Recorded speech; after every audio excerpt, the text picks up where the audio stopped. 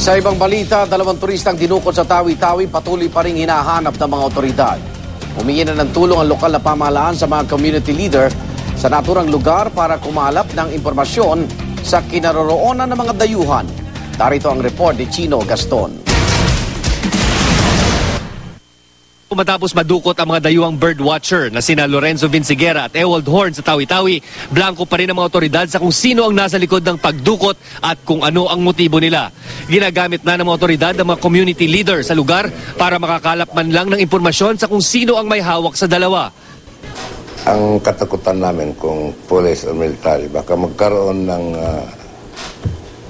armed confrontation. Madidisgrasya yung victim.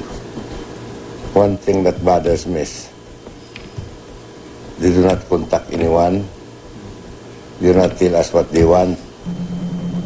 Bagamat may mga sundalo at mga pulis na naghahanap sa dalawang biktima, binibigyan ng pagkakataon ng mga pinuno ng lokal na pamahalang resolbahin ang krisis sa mapayapang paraan.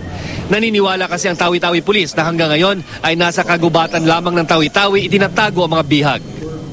Hanapin lang po natin yung pag-usapan natin kung may makakilala sa mga tao niyan o may kamag-anak siya nandito. Kausapin natin. Tapos sila ang utusan natin kakausap sa mga tao niyan. Maging ang mga senior MNLF leaders sa Tawi-Tawi ay nangakong tutulong din sa paghahanap sa mga dayuhan.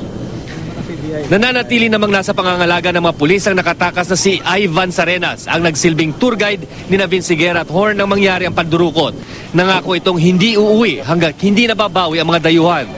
Nagbigay naman ng litrato at video si Sarenas sa GMA News para maipakita kung anong uri ng mga ibon ang kanilang kinahuhumalingan sa Tawi-Tawi. This one is in the open. Sa isang video clip, 2 araw bago sila nadukot, maririnig na nag-uusap sina Sarenas at Horn habang minamatyagan ang makulay na uri ng ibon sa kagubatan ng Panglima Sugala. Para sa unang balita, Chino Gaston reporting.